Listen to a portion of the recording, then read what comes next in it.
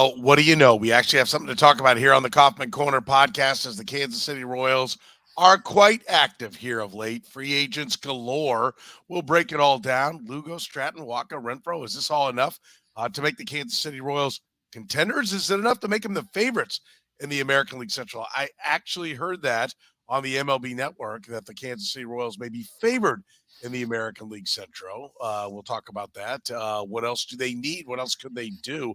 Are there more trades to come? What expectations do we actually have for 2024? We talk about it right now here on the Kaufman Corner podcast. You're listening to Kaufman Corner, the most in-depth analysis of the Kansas City Royals, breaking down the Royals like no one else can. Kaufman Corner is hosted by Rany Jazayerli and Soren Petro. Rany is a co-founder of Baseball Prospectus, author of Rany on the Royals, and former columnist for Grantland, The Ringer, and The Athletic. Soren is the award-winning afternoon drive host of the program on Sports Radio 810 WHB in Kansas City. Kaufman Corner is proudly brought to you by Gann Asphalt and Concrete, Kansas City's nationally recognized full-service paving and pavement maintenance contractor, making parking lot problems disappear since 1994. Free consultations, no commissions, in-house crews, and every project comes with a written warranty. Find them online at GannAsphalt.com or call 816-484-3338. Gann Asphalt and Concrete, one contractor, all things parking lot. Now, here's your hosts, Rany Jazayerli and Soren Petro. And good evening, and thanks for joining us here on the Kaufman Corner podcast. If you're catching us via the pod, remember, you can catch us live, be a part of the stream. Usually it happens Sundays at 10 p.m. Central. If you want to be a part of the discussion, we've got a lot of folks already in the chat room. Big audience tonight. Everybody wants to know about all the free agent moves that the Kansas City Royals have made. So remember, you can be a part of the chat. We can see your comments on all the different platforms, Twitter, YouTube, Twitch, Facebook. It's all right there. So hopefully you get a chance to join us. They want to know where to buy playoff tickets for October. Yeah, exactly. Exactly. That's what it is. There's a renewed sense of optimism. The question, Rany, is that all they bought? Optimism? Or are we talking about a team that's actually a contender? What do you think? I think that expecting the Royals to contend in 2024 is a very optimistic approach, but I'm not going to say it's impossible. Let's put it that way. Like I think the MLB Network host who said that the Royals were the favorites to win the division was a little out over his skis. I don't know if there's ever been a team in the history of the world that lost 100 games one year and were the favorites to win the division the next year. I don't think the Royals are going to break that streak. But I think I think it merits a discussion. I think you and I need to talk about the moves that the Royals made and do they have a reasonable chance of contending next year, which is not a discussion I anticipated that you and I would be having when the season ended. And if nothing else, that's some sort of victory for the Royals. But let's get into it. Let's talk about these players individually, and then let's add it all up and say, do they have what it takes to contend? Yeah, let's start with this. I mean, I think one, we're always kind of measuring JJ Picollo and what he's getting done, and I think it is very much of note that JJ Picollo said at the end of last season, kind of his address the media moment, that he wanted to add weapons to his bullpen for Matt Quatraro. He said he had to get Matt Quatraro some weapons for his bullpen. And he said that he wanted to get a couple of starters and he wanted to get a bat. And last week when we talked about it, they were closing in on Lugo. Hadn't done that. They'd done the bullpen part. We knew they were closing on somebody. There was a lot of smoke, but we still didn't know who it was. There were still, we were talking about Giolito and Flaherty. There was a whole right. They were in on everybody, right? That's why we had an optimism they would sign somebody, but we didn't know who it was. And here we are. And yeah. I mean, add it up. I mean, we've got since I want to set the ground. Let me finish the thought, and that is that first of all, the idea there was we were excited about the fact that they had added some bullpen pieces, but we were saying if they only get one starter and a bat, are we okay? Or if they get two starters but no bat, I was of the opinion I'd be okay with that, because I think when you set forward a shopping list, to think that it's all going to fit price wise, I think is maybe expecting too much. And here he literally checked off every box he wanted to get. Yeah. I think that has to be pointed out. He said, "Here's what we want to get," and he got there. And I'm sure at some point he had to turn to John Sherman and ownership and say, "We're going to need more." And somebody said, "Okay, thumbs up." Right. I no, absolutely. And I mean, he checked off every box I wanted to check off, and then some. I wanted the 2 starters. Everything else beyond that was a luxury. I mean, bullpen pieces are nice. Yes, the team had a terrible bullpen, but bullpen, you can find bullpen guys in various ways. An outfield bat, I wasn't that impressed with the stock that was on the free agent market. So again, I was, happy for an upgrade, but I wasn't sure how much of an upgrade was out there. But the starters were, to me, not negotiable. If you were going to have a successful offseason, you needed to get 2 of them. But they got 2 starters. They've got, 2 relievers and a corner outfielder. I guess we can throw Garrett Hampson in there as, a utility piece. A guy who, at the time they signed him, was like, this is pointless. But if you reverse the order and he's the last piece, it would make a lot more sense. Like, he's not a guy that should be the first piece of the puzzle. He's a guy who you add as the last piece of the puzzle to finish out your roster. So they've added a lot of talent, and yes, I'll give them credit for doing that. I'll give John Sherman credit for raising the payroll. We've said since the start of the show that the Royals could afford a much higher payroll than they've had. They could easily afford even $110 million payroll. They had one when they were a good team 7 years ago. And, with revenues continuing to go up, there's no reason why they couldn't do that today. But they did it. And, they didn't do it last year. We were frustrated with that. I also think, some of my frustration during the season, and certainly when, at the low point mid-year when the Royals were absolutely terrible, and I was, almost ready to bail on this administration. Part of my frustration, yes, was, of course, they sucked. Part of it was almost like there was this cognitive dissonance between a team that wanted to get a new ballpark, wanted to get a new stadium, and the lack of any kind of move, even for PR reasons, to give the fan base a reason to hope, to give the fan base a reason to invest in their team with, in the form of a new stadium without spending money. And that they didn't do that last year, knowing that they were going to want, to get a new stadium on the ballot. It makes a lot more sense now. It's whether or not the Royals, this is the plan all along, or they just kind of realized, oh, we really do need to show a commitment. And I know there's some cynicism out there that, they're only doing this because they want a new stadium. I guess that's possible, but would you prefer them not do this and want a new stadium? Because that's where they were last winter. That's where they were a month ago, and that was even more exasperating than where they are now. Where, okay, maybe they're doing it for cynical reasons, but it isn't a good faith, honest effort to improve the team. But the thing I really want to point out here, when you look at these contracts, I mean, Seth Lugo, he gets 3 years. He can opt out, yes, and I'm not a big fan of player options, as you know, but the trade-off for that is it's a 3-year deal for a really good pitcher who has a lot of demand. Michael Wacha, 2 years and $32 million. Yeah, he can opt out after 1 year, but at the same time, you're only guaranteed 2 years for a very good mid-range number 3 starter. Chris Stratton, 2 years at $8 million. He's making less for both years than Jordan Lyles will be making next year alone. Will Smith, 1 year, $5 million. Renfroe, 2 years and $13 million. And then, Hampson, $2 million. The market, for whatever reason, seems to be cold. Like, these guys are not getting as much money as I expected. I think there are a lot of reasons for that. I think the elephant in the room, and there's actually a really good article at Fangraphs entitled "The Elephant in the Room" by Ben Clemens from November 30th, is the collapse of Diamond Sports Group that owns so many of the television deals for teams throughout the sport.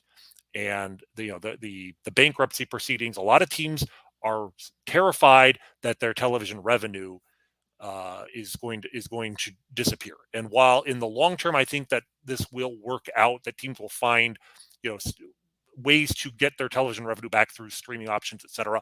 In the short term, you've already got teams like the Padres and the Diamondbacks, but there are a lot of rumors the Guardians, who obviously are in the division and are not spending any money, and the Rangers are going to have at least a short-term major hit. But a lot of teams, I think, are reluctant to commit too much cash in this current free agent market because of the uncertainty regarding the revenue that they're bringing in. But given that, this has been a real opportunity for a team with a little bit of money to spend to pick up players without making huge long-term commitments. And in previous off seasons, I feel like sometimes the Royals have misread the room and either been cheap when teams were willing to spend money or overspent when teams weren't. I have to give them a lot of credit for realizing that this was, for whatever reason, a down market for this mid-tier free agent, and cleaning up, signing 6 free agents. No other team in baseball signed more than 3.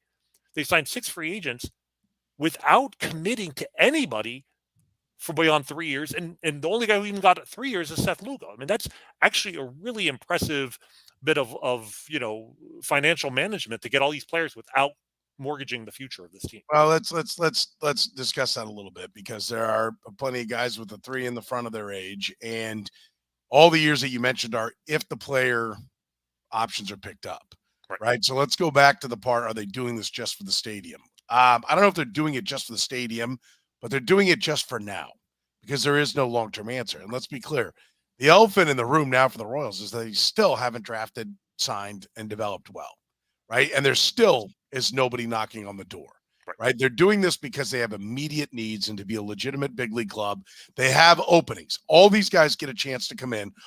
Almost all of them basically are signing deals that are, with the exception of Lugo, are 1-year deals with an injury clause. If you get hurt, we'll pay you to rehab. That's what it took. So when we talk about the Royals, like, I'm with you. The market was cold, and they took advantage of it. And I will say this. I do give credit to the organization for not sitting back. It would have been really easy to say, well, we don't think we need to give Chris Stratton a second year. Like, why would we do that, right? Somebody, that's overpaying for him.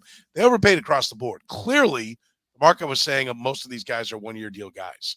And I think, number one, the big picture is the market is saying, you're Jags, and we're not giving you extra money. We don't have to.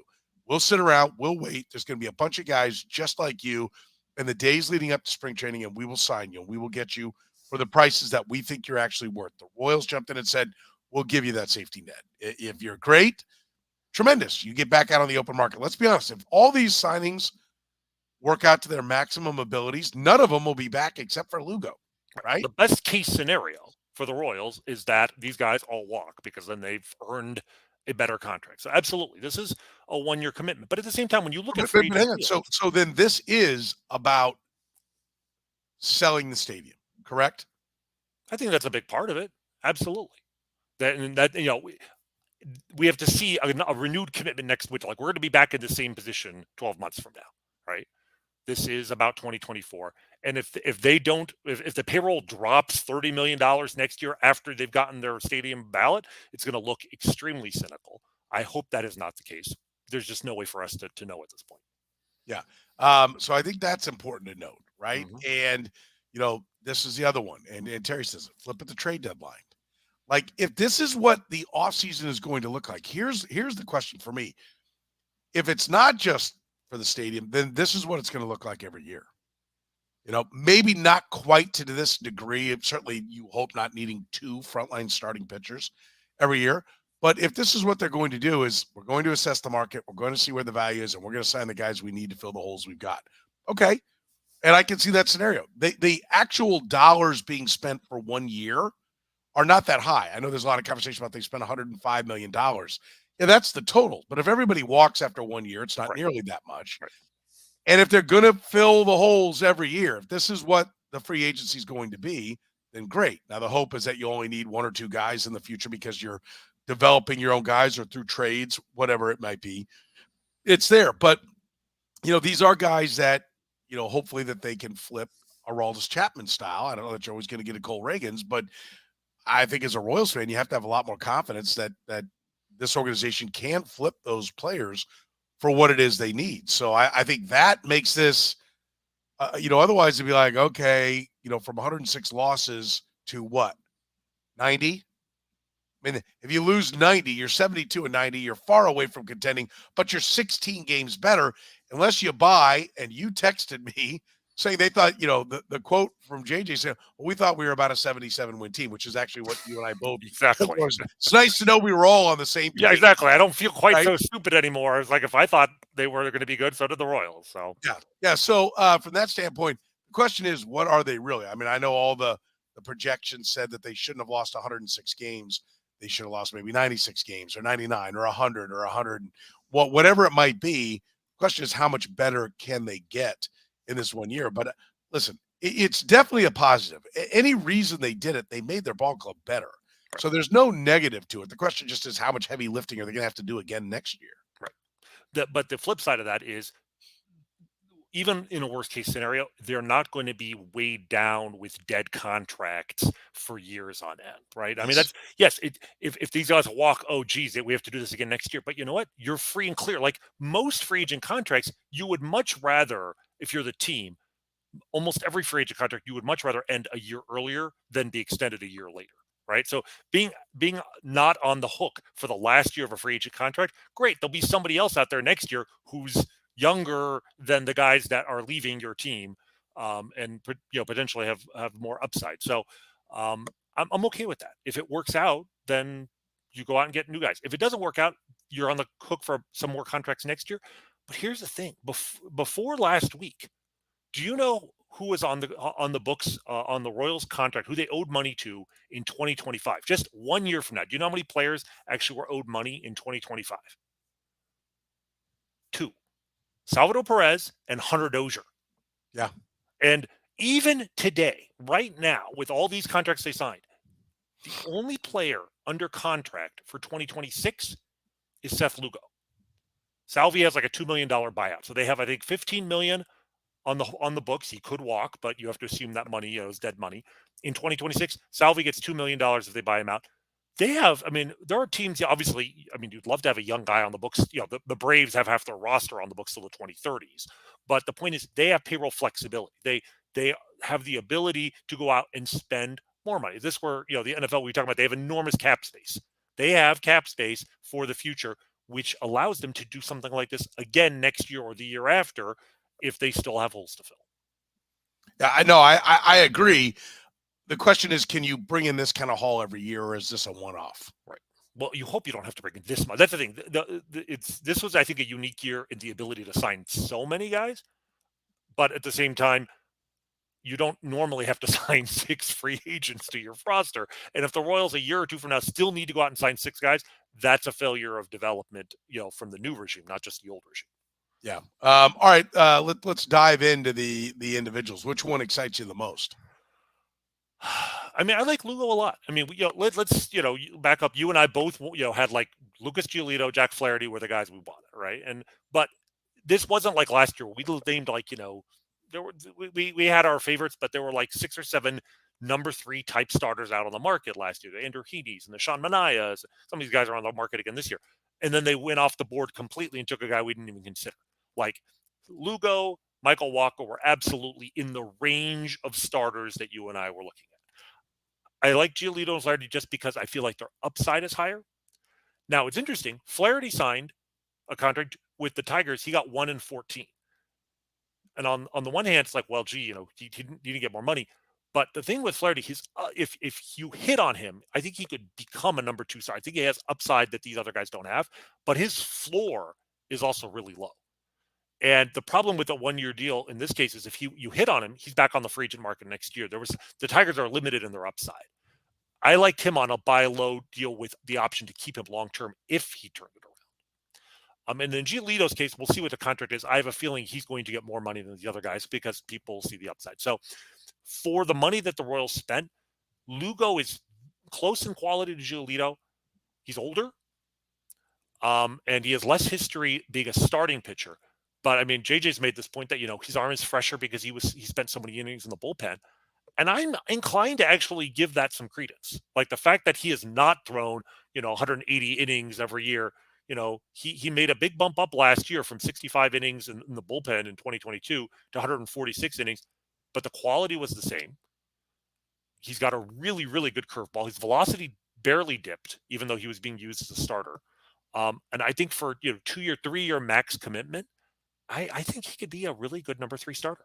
What was you don't want to go up more than what percentage? Like that was the big trend 20 years I've ago. never, what they call the Verducci effect, Tom Verducci. I've never bought into that. Nolan Ryan went from like 90 innings to 290 innings in one off season, and was so traumatized it took 20 years for his arm to fall off. So there's just no evidence that you have to ramp up slowly. And Lugo here went up by 80 innings in one off season, but he's 33 years old. His arm is mature, it's developed, and he has not thrown a lot of, shot a lot of bullets out of that arm. I think he's a reasonably good bet to stay healthy for the next 2 years. The spin rate on that curveball is fantastic. And we know that's something that the Royals are really looking at now. They're taking those spin rates seriously.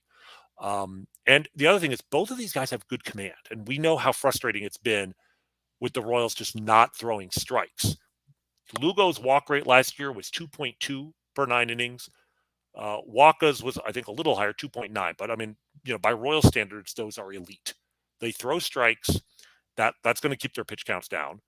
And they didn't throw a ton of innings, but you know what? In modern baseball, I hate to say it, but like nobody throws a lot of innings anymore. 146 innings is, like 180 innings 10 years ago. It's less than you'd like, but it doesn't preclude a guy from getting paid. I mean, the Dodgers are giving Tyler Glass now like $27 million a year, and I think his career high is 130 innings. So good quality for 25 starts, 150 innings is worth paying for. So I really like the Lugo signing. The Coffin Corner podcast is proudly brought to you by our friends at Gann Asphalt and Concrete, nationally recognized full-service paving and pavement maintenance contractor. Parking lot problems, they're not a problem anymore if you know Gann Asphalt and Concrete. They've been making them disappear since 1994. Don't risk accidents and liability in your parking lot.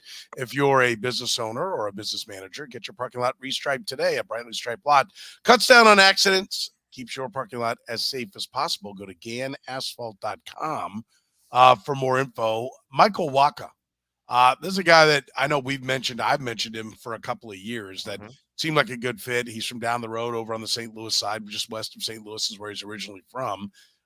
So it would seem like a guy that could find a home here, right? If he's Midwesterny in his mindset. And this is the one like Lugo, I get it because this is a guy that has a limited track record with starting success. Wacha has a pretty extensive record and is, last year seemed to prove that he is healthy, right? Which was one of the questions around him. This one was the one that was more shocking. We've heard Lugo's name with the Royals before. And if this was the fallback from Giolito and Flaherty and some of the other names that were being talked about, I say bravo, well done, because this is a pretty well-known commodity. It is, and again, 2 years and $32 million. I mean, yes, the trade-off is you give him then that option to walk after one, but I would have expected Michael Wacha to get more than 2 years and more than a 2-year contract. I really did, and so the Royals, I think, got a number 3 starter at number 4 starter prices, and the thing with Wacha is. It's funny because when the Royals drafted Jackson Kowar, not to sour the mood suddenly, but when the Royals drafted Jackson Kowar, and the knock on him was, well, he doesn't throw a breaking ball, he just has this really good changeup.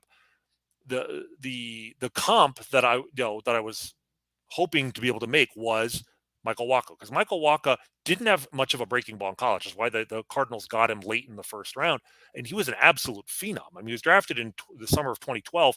He was in the rotation in 2013. And was phenomenal at a 2.78 ERA and was the MVP of the NLCS against the Dodgers that year. I mean, he was an instant success in the majors.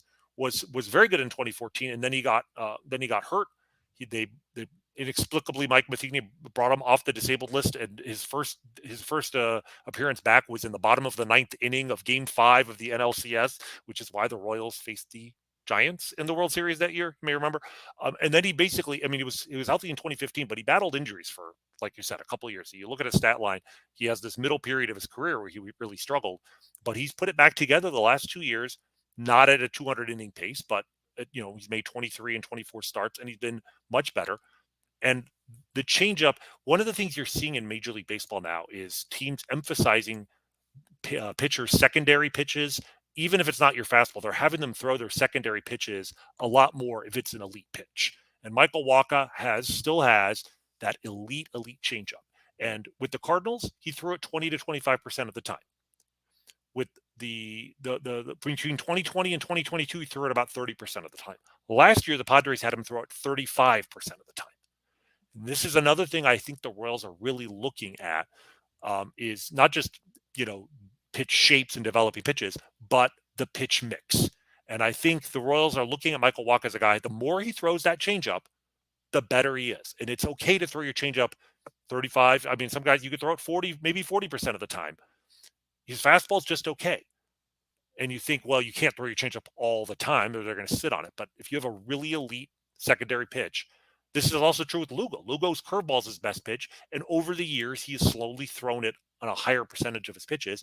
And it has, resulted in more success. So I think both of these signings are the Royals looking at a mid-range starter with not a great fastball, but a really good secondary pitch that they feel like as long as they continue to throw that pitch a lot, that will elevate their floor and keep them from struggling.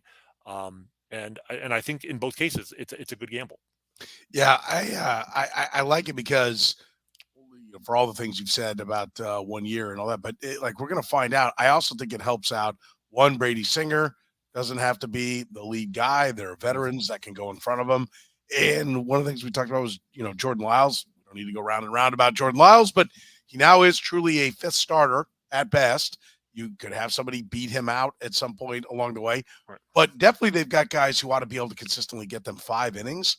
Mm-hmm. Where you shouldn't have a night where everybody in your bullpen has pitched 3 of the last 4 nights, and you say to Jordan Lyles, you have to get a 7. Right. And I know somebody said that in the chat room about that, and I agree wholeheartedly. If you can manage him, if to me, what these signings and what the 2 starting pitchers do is give them the opportunity. We actually get to evaluate Matt Contreras as a manager. What moves does he make? There were no moves to be made before. It was what kind of gasoline did you want to pour on the fire? It didn't matter no manager is going to make pitching changes starting in the 3rd or 4th inning all the way every night and succeed. You just can't do it. Right. This will now give him an opportunity to say, Lyles has been through the order twice. Yes, it's only 4 2/3, but he's coming out right now and I'm going to the bullpen. Right. And not to mention, we can talk about the bullpen additions. It pushes Carlos Hernandez to the middle of the order, to the middle of the bullpen, which is where he had success. He doesn't seem to be able to take to the later innings. They now got guys that should be able to handle later innings. But I think we finally do. We can head into this season saying, let's find out what Matt Contreras is. Because now he does have, quote-unquote, weapons, to quote JJ, on what he wanted to get out of the bullpen. And he's got, at least assuming they're all healthy, 5 guys who can consistently get 5 innings. He has a pitching staff.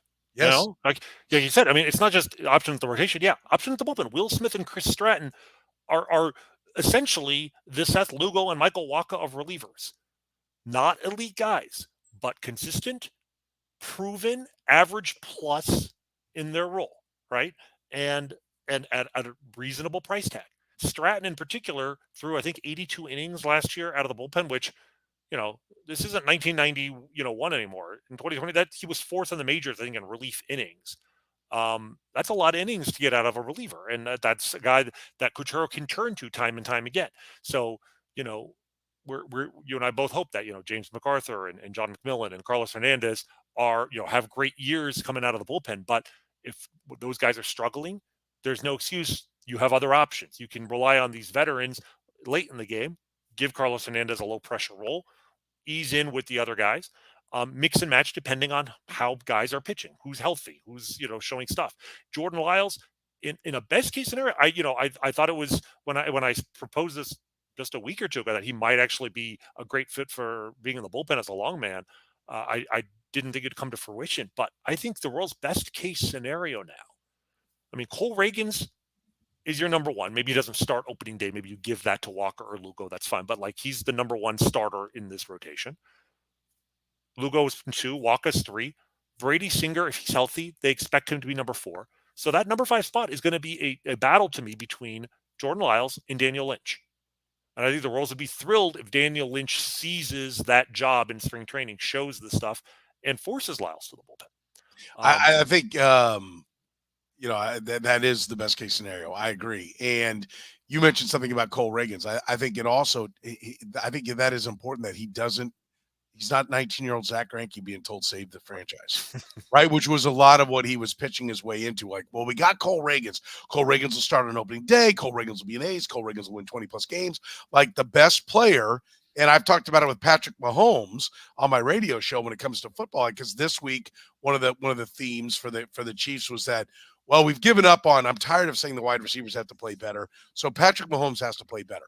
To which I liken to, like back when the Royals would lose 3-2 and Mike Sweeney had a solo home run and a sac fly, and they came up in the ninth and only took one to the wall, and everybody said Mike Sweeney's not clutch. Like, he's the problem because he didn't hit the home run in the ninth after he was the only guy to put any runs on the board to begin with. I fear that for Cole Reagans, that, like, if there's no additions, okay, go win 27 games, Cole, because that's what it's going to take. Now he doesn't have to do that, and I think that gives a better opportunity. Like, we know the competition thing is big. We know that just handing Daniel Lynch, Jackson Kowar, Chris Bubich, just giving him spots in the rotation or on the pitching staff has not worked. And now that doesn't happen anymore either. Whoever is going to come up from the minor leagues is going to have to, one, earn it, right, the way it looks right now, but two, will not ask to be the savior of the team. And I think that's an important position to get beyond. And it's something why I definitely think, I hope this is a regularity now, right? They're going to manage, because I think the one thing we need to question, Randy, is this the new world of free agency, right? The overall spending, I think it was until last year when the Mets splashed all their money around, but the overall spending in baseball, the total payrolls were going down. As to the chagrin and frustration of the Players Association. And if they're not going to go for a cap that also has a floor that forces owners to spend, how many guys are truly elite difference makers? Right. And I think if that's what's happening, is we're only going to spend on the truly elite difference makers, then this is a sweet spot to go out. And if you can find the guys that are looked at as Jags, for lack of a better term, just a guy, but you say, no, he's better than that, and you can find him and get him for Jag prices, that's how you supplement your club. And so, I do wonder if this is the new world of free agency. As you said, like, people weren't spending. So the Royals got out there, offered what other people weren't. And I think we're seeing, like we already, I think it's hysterical that Bryce Harper is talking about an extension when he's 5 years into a 13-year deal, 8 years left. And with a straight face, Scott Boras is saying, oh, this is an investment. This is to make sure you lock him up for his career. He's already signed to age like 38 or 39, and they're talking about an extension, which to me speaks to, like, that was kind of the beginning. Bryce Harper couldn't get an opt-out, and now they're trying to spin it. And I think teams are going, okay, this is the bad spending. Yes, Steve Cohen and the Mets may overspend on guys in their late 30s. There may be that one team, but overall, sanity is reigning supreme in baseball, because you want to know why? Analytics guys are like, there's no return on that investment. Don't do it. We were saying at least 15 and maybe 20 years ago, Baseball Prospectus, that, and we were, from a pure labor management perspective, I think it's fair to say that most of us at Baseball Prospectus were pro-labor, in the sense that, we felt like a free market was a free market, and that players should earn what they, what their market value is. But we were saying even then that while we were per player, a game run by cold, sober analytics was not going to be economically a game favorable to the players, because almost every terrible contract, and terrible from a team perspective, which means good for the player, came from a team that signed a free agent out of desperation, out of an insane hope, out of emotion. And over the last 10 to 15 years, so much of the emotion has been bled out of the game, which, some people don't like. And, maybe it's not quite as exciting, but it certainly has led to more rational decisions and less crazy, contracts, the Chris Davis contracts, the Darren Dreifert contracts, some of the huge contracts for players who were just a complete, Prince Fielder, and some of these guys who just were sucking up, 2 years into an 8-year deal, and they're already, regretting it. But if this is the new market, this is great for the Royals, because this is a market they can play in. All right. And they played it very well this winter. So from just a pure Royals fan perspective, I hope that the market remains this, I don't want to just say rational, but this sort of short term. It's not the dollars as we're seeing. It's the years, right? Making a 5, 6, 7 year commitment for a player who's on the wrong side of 30 or even on the wrong side of 27, 28 is really risky for the Royals. The Giants can sign a guy from Korea for 6 years. Not sure if not even sure he can make that transition over. The Royals can't. But they can certainly spend money on shorter term deals. And the fact that they were able to do all of this and not give a single dollar commitment beyond 3 years and just one player, the best of player they signed, probably a commitment beyond 2 years, that's a really neat trick. What is the likelihood that we're grossly overrating all these players? I mean, there's definitely a scenario here in which these guys barely move the needle. We're talking about them like they're 2 to 3 win players. Collectively, that's 10 to 15 wins. There's a world in which they're only worth 5 wins, and where the Royals are trying to get themselves, that 5 to 10 wins is the difference between contention and just being slightly better than last year. I mean, on paper, you talk about they were probably better than they showed in terms of their record. By their runs scored and runs allowed, they were a 64 win team. So the whole argument for them being contenders next year relies on them being 20 wins better. That's not all going to be from these free agents. There's obviously going to be improvement internally. They expect Vinny Pasquantino to be healthy. They expect Brady Singer to be healthy. They expect, Maikel Garcia to take a step forward. But they're expecting, 10 wins at least from these free agents. But if they only get 5, it's not going to look as good. But you know what? Even if they're 75 and 87, well, if they finish 75 and 87, it'll be a disappointment. But I don't think I would call this a failure. Because you know what? Even being mediocre gives fans a reason to come out to the ballpark in the middle of the season. What can't happen is what happened last year, where by mid-May, there was absolutely no reason to go to the ballpark to watch your baseball team compete. Maybe you go because you enjoy the weather and, a cheap hot dog, but to actually root for Royals winning baseball was just pointless. So if this at least keeps them in shot of contention into the, All-Star break, there's at least some return on their investment. What do you make of the report that Vinny Pasquantino's name being thrown around the Marlins? Very interesting. The question is, was that a matter of the Royals inquired about Jesus Luzardo and the Marlins like, we want Vinny, and the Royals said, thank you very much, and hung up the phone? Or, was it with the other way around? I'm inclined to think that they did inquire about Marlins pitching, and probably not just Jesus Luzardo, because the Marlins do have quite a few pitchers and have very few hitters. But I'd like to think that once they found out the cost of doing business, that's when JJ was able to go back to John Sherman and be like, look, we can trade our best, maybe our best hitter, one of our 2 or 3 best position players, or we could just spend money and get a pitcher who's not Jesus Luzardo, but I think a reasonable comp, for the next year or two. And Michael Wacha, like, we could have Michael Wacha and Vinny Pasquantino, and all we have to do is spend money. And that John Sherman okayed that. You talked about how, he had to go back and get okay from ownership. I think that's the move that he had to get the okay from. And that's why I want to give John Sherman some credit for being willing to spend dollars to keep the Royals from having to trade away talent. Because now the Royals have all the players they want. They can still make trades. I mean, they just traded, Edward Olivares. Obviously, they need to make room for Hunter Renfroe. We need to talk about him a little bit. And Wacha, neither Renfroe or Wacha. Yeah, they're not on the roster, right, officially yet. So there's still some more moves.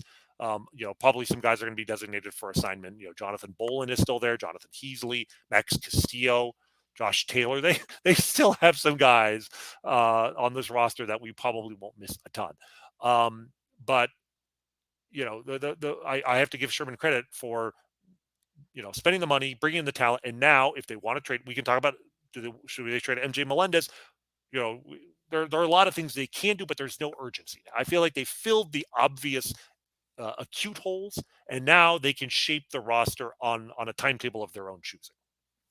With free consultations, no commissions, and in-house crews, every project coming with a written warranty, GAN Asphalt and Concrete can keep your parking lot safe, can keep you focused on your business. No unnecessary delays and costly expenses. No liability problems. Get that parking lot fixed today. GAN Asphalt and Concrete. One contractor, all things parking lot. Find them online at ganasphalt.com, Gann, ganasphalt.com. By the way, I was at the GAN holiday party not long ago. And they said to say thanks to all our great listeners and love the partnership, love the marriage here with the podcast. And of course, we certainly love GAN Asphalt and Concrete, great people, and of course, a great company. Find them online at ganasphalt.com. Yeah, I do think, it's nice to hear at least the name talked about, that no one's off limits, right? Because that's the Rays way, is like, if we can get better, we're going to do it. We're about winning games, not about retiring somebody in their, in a Royals hat more than anything else, which seemed to be a focus. Having the jersey to sell seemed to be a big focus for Dayton Moore. And I think he had noble reasons for doing it, but I don't think it was the best mode to try to win baseball games. So I do appreciate that fact. I think it's a better way to go about it, because I think winning's what ultimately will bring people to the ballpark and satisfy folks. So I do like that they're open for business on anything and everything.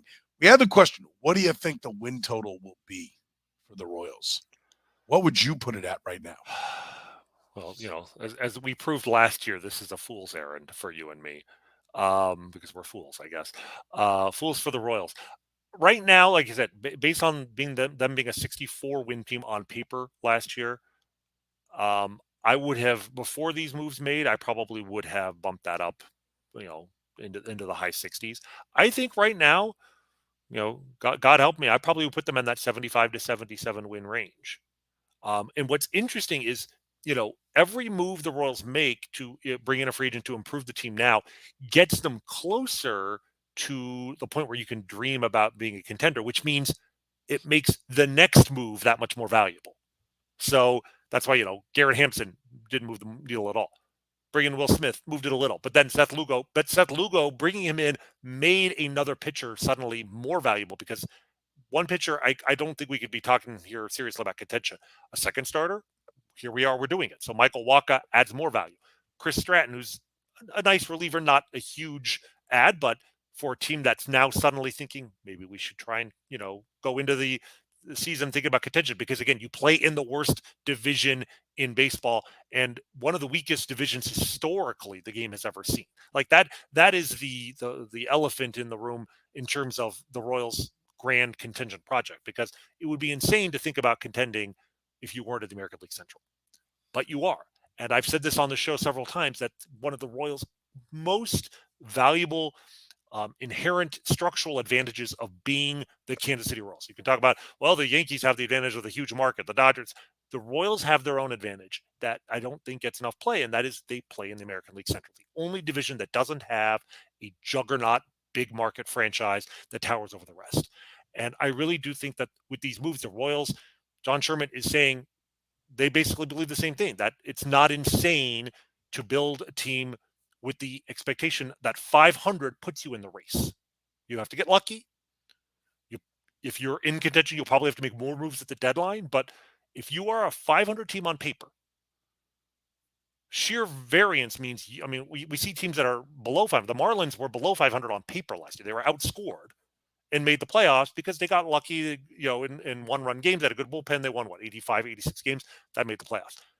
The American League Central was 87 wins, made the playoffs last year. The Twins, nobody else was above 500. The Twins haven't done a ton. The Guardians are doing nothing. The team that's been most aggressive, besides the Royals, are the Tigers. And I think they feel like they signed Jack Flaherty, Kenta Maeda, Andrew Chafin. Like, I think they sense the same thing the Royals do, which is this division could be won with 85 wins. So build a team that's, even if it's 75 to 77 on paper, that gives the Royals a 10% chance of exceeding what they are on paper to the point where they could win the division. So right now, I'll say 76 wins. Yeah, I think I see 72 to 75 being the win total. Where I don't remember a year where I looked at it and went, wow, the number's way higher than I thought it would be. Right. So I think whatever we're thinking, it's going to come in lower. So I could see like 72, but if they said 80, I would say, okay, well, that's what you just said. That's because they're in the American League Central and they can mix it up with anybody in that division. Like, I don't think you go into any series going, oh my God, what are we going to do? And I think this will be a great testament to, I'm a big believer that every win you go up gets harder to get. Right? Like if you are an 87 win team and you're trying to get to 95, that's a much bigger jump than going from 79 to 87. Right? Part of it is just being in the game. And I think they've got the people that can keep them in the game. Then we find out if they have the pieces at the end, back in the bullpen, they can get it done. They have the potential with Renfroe, Salvador Perez, Witt Jr., who am I forgetting? I had four guys. Vinny Pasquantino. They have the potential of four guys that I think all four of them have hit 30 home runs in their career. Well, Vinny hasn't. Vinny would be the guy who has the potential, but they've all been 20 plus. But they look like they could have 30 home run guys in their lineup. When was the last time that was the case? They look like they may have a rotation that can have 5 guys with 150 innings. When was the last time that was? That's the one that really stands out. When you look at teams that are surprised, like like the Diamondbacks this year, teams that are just kind of like, wow, I didn't expect them to be refreshingly mediocre, refreshingly competent. It's almost always they just have 5 or 6 healthy starters. They got 5 guys who make 90% of their starts. Just having 5 guys take the ball every 5th day is a huge asset. Oh, for sure. And Cameron makes a good point. Hey, this in the unbalanced schedule days. So you do have to play everybody. Yeah, but so does everybody in the division, which is true. It would be better, You can't beat up on the division, but you don't have to outrace the bear. You just have to outrace the guy who's also running away from the bear. So you just have to be better than the other 4 teams in the division. And Randy asked, where's Renfroe going to play? Right field would be my guess, correct? Right. Yeah, I would have guessed so. And let's talk a little about him. He's the one signing I'm a little about. I'm worried because he's coming off an off year. He's going to be 32. He's never been an OBP guy. His career high in on-base percentage is .315. He was a very good defender early in his career. The defensive numbers suggest he's falling off. He's got a very good arm. Everyone's like, and it's true, an elite arm. But you know what? Jose Guillen had a really good arm and could not field to save his life. And Jose Guillen, there are some comps here. Jose Guillen was 32 when the Royals signed him, right-handed, low on base, but good power guy. I mean, Guillen, he had some, there were clubhouse issues or other things maybe. And the big difference is it was a 3-year, $36 million contract 16 years ago. That's like 50 or 60 million today. So certainly the money they put in, the commitment's not nearly the same. There's a scenario in which Renfroe is actually like replacement level or below. This is a risk. But so all of these signings are a risk on some level. So ultimately, to me, this is a really good test for JJ Picollo and his talent evaluators at the major league level. Like, this is the year that I really feel like, okay, maybe it was premature to judge JJ based on what the Royals did this past year, still feeding off of the Dayton Moore era. But like, we're going into the season. All 6 of these guys obviously were not in the organization when Dayton Moore was here. Like, this is the Royals really turning over a new leaf in terms of the players that are going to be on the roster next year. So this is JJ and his talent evaluator saying, we think Hunter Renfroe still has the talent to be a good player. And if he's right, that's one of the areas of variance where if he's right, this team could be a lot better than we think. Yeah. If he's wrong, then the case against JJ being the GM becomes a lot stronger. But this is going to be a really good evaluation year for JJ. I will point out that I had somebody that has been in the game for a long time say the Royals got an undervalued asset, said great guy in the clubhouse, better defensively than people are saying, and super streaky. Like it said, basically he is what he is offensively, but said that the defense is better than they're giving him credit for, and he's a good clubhouse guy, which I do think carries some weight, right? Like Jose Guillen didn't help this team. No. With all the Mark Tian story about Jose Guillen was priceless when we had him on several weeks ago and talking about, what kind of a clown he was. My words, not Mark's, but he told a story about him up there chastising everybody for not backing him up. And, that's not what you're getting with Hunter Renfroe. You're getting a guy who is a good clubhouse guy. And when you got to play 162 games and spend 7.5 months without going to the playoffs, 7.5 months together every day with somebody, I think it does matter. I think that's an important part of it. I absolutely agree. And I will say this, even as long as the defense doesn't completely collapse, I mean, they traded Edward Olivares to make room for him. Like, this is the Royals basically saying something you and I have talked about before. It's stop trying to fill round holes with square pegs, Yes. and square holes with round pegs. You've got to actually, if you want to win, if you want to contend, compete, you've got to at least have a roster that fits on a major league field. You need to have corner outfielders who can catch the ball. The question to me is, by trading away Olivares, are they committing to MJ Melendez in left field? And we wrote 100% unanimous agreement. They could not have both of those guys. There was no way you could have both. But if you're going to play, especially if you play Isbell mostly in center with a really good glove, Renfroe on right, Drew Waters is going to be a competition between Waters and Melendez. There's still a chance they'll trade Melendez. We'll see. But if Melendez's trade value, if they've completely vaporized it over the last 2 years and nobody's willing to give you stuff for him, maybe you go into the season with him there, knowing you have a stable, known quantity in right field. So at least give them credit that they're like, we need to have a solution, even if it's not a great solution, a solution in right field, because we can't gamble on both corners. Yeah, I agree with that. And if MJ Melendez is part of a platoon at DH and just sneaks out there every now and then in the outfield, I can live with that. But the Olivares trade is a statement that we want real baseball players. We want real right fielders playing right field, real left fielders. Your square peg and round hole, I think, is spot on. I think the question is now, like, if you were, let's talk about where they would go from here. If you were to sign something else, if you were to make a trade, and I tend to think this is kind of the haul, like, for the most part, we got what we're going to see in February in Arizona. But if you were going to do something else, what would it be? Beyond the obvious of signing Bobby Witt Jr. to an extension. Right. What other additions? I'm sure they want to do. And people are like, are they going to do that? I would need to be Bobby Witt's agent to be able to answer that, because that's really up to Bobby Witt, I think, at this point. And I agree. I don't think, certainly from a free agency standpoint, I think it's highly unlikely we're going to see more moves, that they've added what they're going to add there. On the trade side, the one thing I come back to is, I look at this roster. They signed Garrett Hampson to be on the bench, which makes it difficult to fit Nick Lofton on the roster.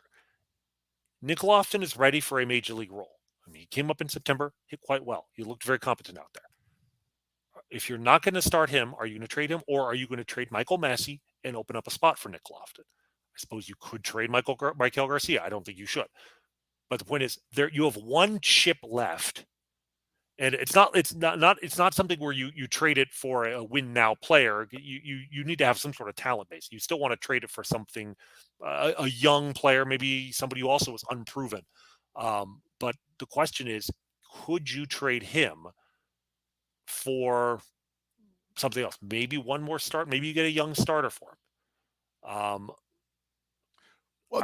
Doesn't it look like you could play ball now? Right? Like, if you have to run this out there, like I said, we have options, right? Like MJ Melendez could go down and be in the minor leagues, and maybe he solves his hitting riddle and he comes back up. Vinny Pasquantino takes a stint on the DL, and so MJ Melendez comes up and fills in as the DH, right? It looks like a real baseball team more so now. I honestly have no patience whatsoever to see MJ Melendez in the outfield. None.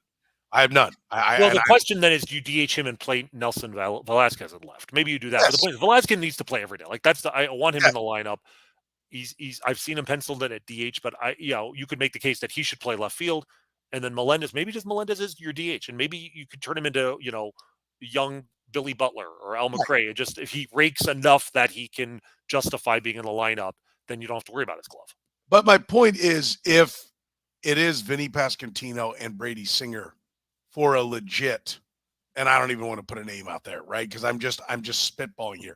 But when you have a real team, you can put some depth with a starter and get a better starter, right? Like, you have the ability to make baseball trades that are real baseball trades, right? Like, that's one of the things that they can do. Once you have a full roster, it doesn't have to all be about, well, we have to get a starter back. Now they can take the field and play right now. So if they make a trade, it's because they think it makes the team better, not because we got to have a left fielder. They have a left fielder. They have Velasquez. We got to have a right fielder. They have a right fielder. It's Hunter Renfroe. They have two different options in center field.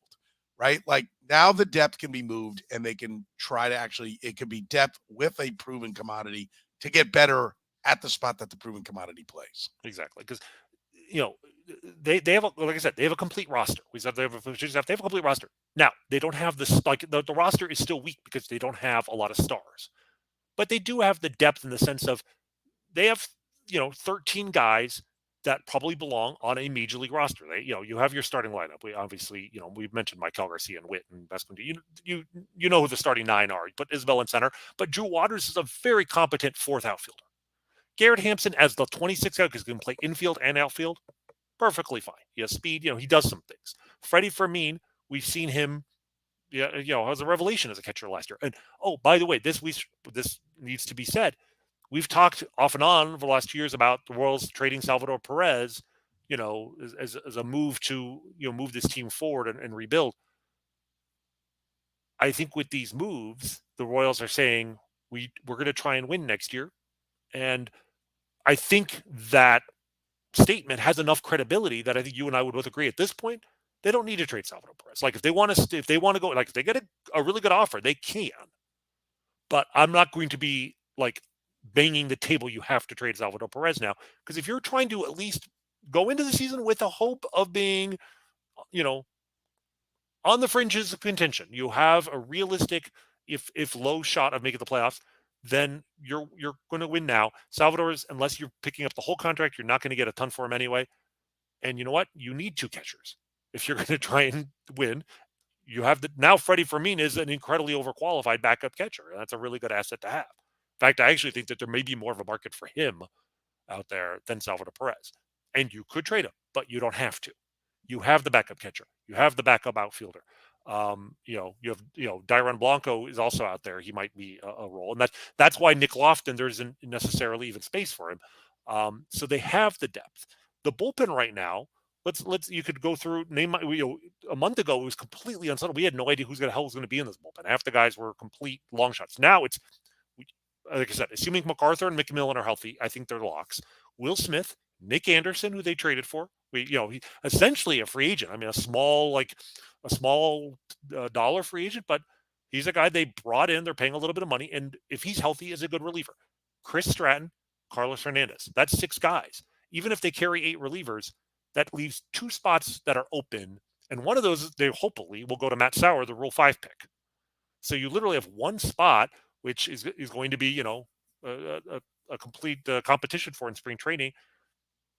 That's a good problem to have, because now if somebody gets hurt, you have, you're not like suddenly scrambling. You have more options than you have spots available in that bullpen now. So it looks like a team. They don't have the urgency to make a trade. They can, but they can do it on their terms now. Yeah, no, I agree. If you had to, let's leave with this. If you had to pick a number for wins, we're not going to hold us to it. We'll each throw a number out there. How many games does this team win? Right now, I'm going to say, because you're right, we always over. I'm going to say 74 and 88 is my prediction right now, which I think would equal the most wins they've had since 2017, which is sad in its own right. But 74 is a base to build on, and we'll see where they are between now and spring, and opening day. But 74 on paper is probably a 10%, 5 to 10% chance at least of winning the division. I will put them at 77 wins. So you're going to be more optimistic right now. Yeah, okay. a little bit more optimistic. I mean, let's see where we go. I assume they're going to do something. I think we will see a trade. Might be a minor one. I don't know, but I think they are not done making moves. This is JJ's team now. He talked about being transactional. We're seeing it. We're seeing it. He's tinkering. He's made some small trades that have worked out very well during the season. He's been tinkering, like I said, before he started making the big move, the Nick Anderson, the Kyle Wright trades. Like, it's a sign of a guy who's constantly looking at his roster, trying to shape it right. And again, the Royals still have dead spots on their 40-man roster, guys who, they can cut pretty easily. So, any number we write down right now is going to be in pencil. Yeah. But the Royals being proactive, the Royals setting the market to a degree, the Royals filling out a full ball club. I think this is certainly a positive for Royals fans. Ownership spending money for whatever the reason is. The ball club is better, and I think that's a reason for fans to be excited about this team. And who knows? A magical 03 season could be looming for the Kansas City Royals. We had this question, Bruce asking, next week is Christmas Eve. No show next week or the following week? Actually, no. Au contraire, my friend. We have a special. Should I give Sure. people a taste? Yeah. So, I guess there's always a chance we could do an emergency podcast if the Royals make a big move. I think we're both grateful that they made these trades or these free agent signings when they did, and we can talk about it. But we will have a special 2-part podcast. You may recall last Christmas and New Year's, Soren and I drafted our all-time Royals team, but it wasn't a competitive draft. We both just picked our 25-man roster, 26-man roster, and compared them. They were very similar. This year, we're doing something a little different. This year, we are doing a draft. We are drafting individual seasons by the Kansas City Royals players. But there is a twist that once a player is taken, that player cannot be picked again for any of his other seasons. So if you take the 1980 season of George Brett, you can't take George Brett. The other guy cannot take George Brett, and you can't draft anybody from 1980 again. So Willie Wilson's best season would then be off. Exactly. Willie Wilson's season is gone. One season, one player. And what's really interesting about this is we have 26-man rosters. That's 52 players. The Royals have only played 55 seasons. So there's going to be one player from pretty much every season in Royals history. And just a preview, Soren and I've just finished the draft.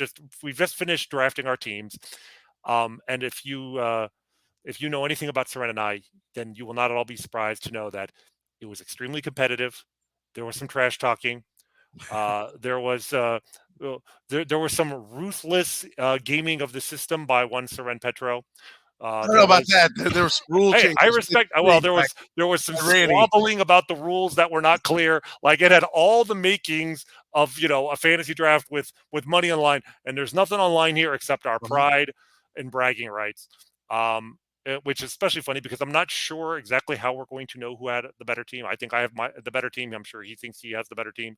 If anybody out there actually has a baseball simulator, whether it's Stratomatic or out of the park baseball or some simulator where they're willing to put our teams into the system and actually play them against each other.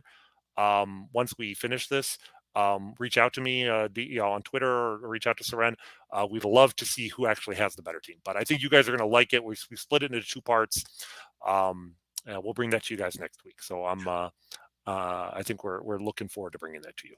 We're committed to giving you conversation about the Kansas City Royals. We did every week in a 106 loss season. You think we're letting up just because the holidays are upon us? Come on. We're here for you. Just like Gann Asphalt and Concrete's here for you. Any kind of parking lot problems, one contractor, all things parking lot, Gann Asphalt and Concrete. Solving parking lot problems since 1994. No matter what you need done, they're happy to do it. Find them online at GannAsphalt.com. So for the good doctor, Dr. Rany Jazayerli, I'm Soren Petro saying thank you very much for joining us here in Kaufman Corner.